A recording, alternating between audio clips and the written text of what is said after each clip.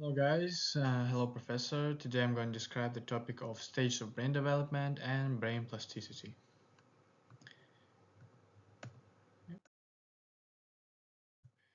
Let's move on. And we have basically like 5 stages of brain development. In my presentation is a parental development, infancy and early childhood, childhood and adolescence, adulthood and aging. So let's describe every one of them. The first one is a parental development stage that we have 3 key points here. Is the neural tube formation. During the early stage of pregnancy, the neural tube develops into the brain and spinal cord. We can see on the picture of our our brain on the fifth weeks, and here we see the neural tube, and then it's dividing into spinal cord and our midbrain in our cerebrum and the main brain. So the next stage is the early brain structures. The forebrain, midbrain, and hindbrain starts to resemble each other now. Here we can see this midbrain, cerebrum, and next we have a next point is a quick growth. The brain develops quickly, establishing its fundamental structures and providing the groundwork for further growth. So basically, it's just a first steps of brain development. Next, we have infancy and early childhood. So it was kind of difficult part, so I tried to simplify it as I could. So the first part is the synaptic pruning. So if you want to visualize it, our brain is an overgrown garden, so you cut away some surplus plants to improve the appearance of the garden. So similarly, your brain prunes unnecessary connections to optimize the functionality of the critical ones. So you just cut some unnecessary parts. The next one is a myelination. Imagine myelin as a wire insulation, like how insulation keeps your house warm. It facilitates faster and more efficient message transmission in your brain. So it's basically just brain wires that function better when myelin is present. So the next one is a sensitive period, when our brain is like a sponge, absorbs all the information that comes to it, and you're quite skilled at picking up languages and developing strong relationship with other when you are a newborn.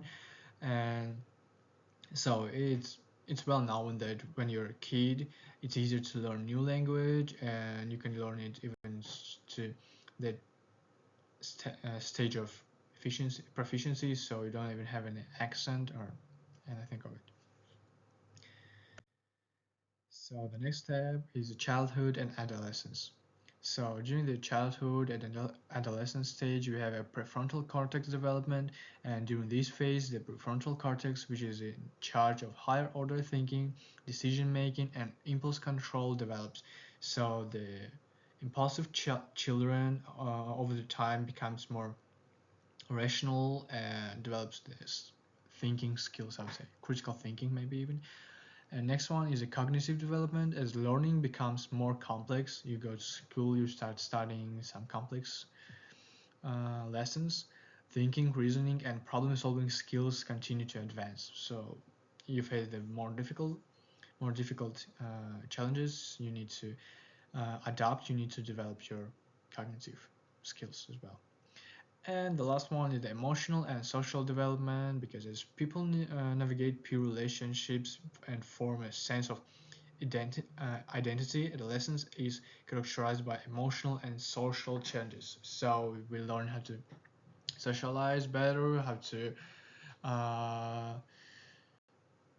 contact with other people, and learn about cultural differences and stuff like this. Let's move on. And the next stage is adulthood. So adulthood, and we're learning never stops, first of all. So throughout the adulthood, the brain can continue to change and learn things thanks to neuroplasticity. We're going to talk about it later on. And yeah, maybe learning is not that fast as at the previous stages, but you still can learn new things and become better at your work, at your daily life. Also, we have a new career and life experience, and the structure and function of our brain are influenced by life events, education, and career decisions. And last one, we have a knowledge consolidation that throughout life the brain integrates and consolidates the knowledge and abilities that we have gained. So we keep only necessary ones and cut unnecessary. And the next step during the aging, the cognitive change during the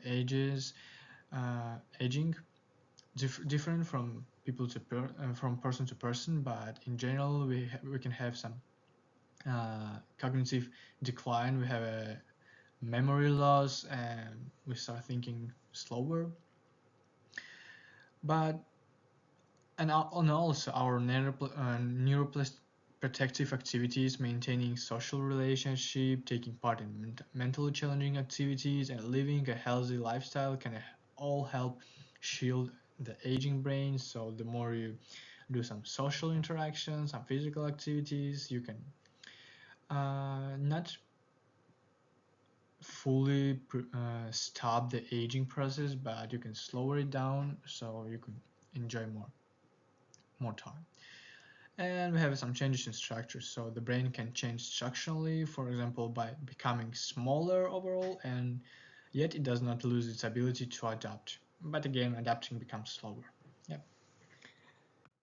And now we move on to neuroplasticity. Neuroplasticity is just in short is the ability to adapt, learn new skills, sometimes recover from after injuries, and yeah, let's move on.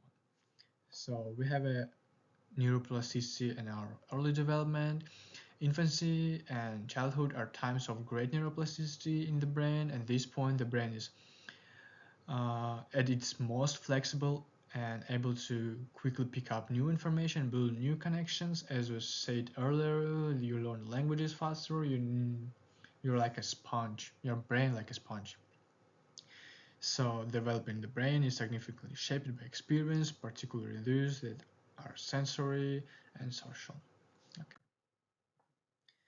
So the main function of neuroplasticity is learning and skill acquisition. So because of the brain is malleable throughout life, people can pick up new abilities and adjust to changing situations. The brain is capable of rewiring itself to support new talents such as picking new skill, language, or musical instruments. Another very important function of neuroplasticity is recovery from injury or damage. And when the brain heals following an injury, such as stroke or traumatic brain injury, neuroplasticity is very visible because it helps to recover the main brain abilities. And in order to make up for damaged areas, the brain can realign and create new connection, which is in healing and for rehabilitation. So you can gain your mental abilities, mental skills with help of neuroplasticity. Yep. And the last function of neuroplasticity is lifelong adaptation. So the brain continues to adjust to changes in the individual's surroundings and way of life as they become older and step into the adulthood. And also, even here, physical activity, social contact, and mentally engaging pursuits can all support continued neuroplasticity and cognitive vibrancy. Yep. And here's the reference. Thank you very much. Bye.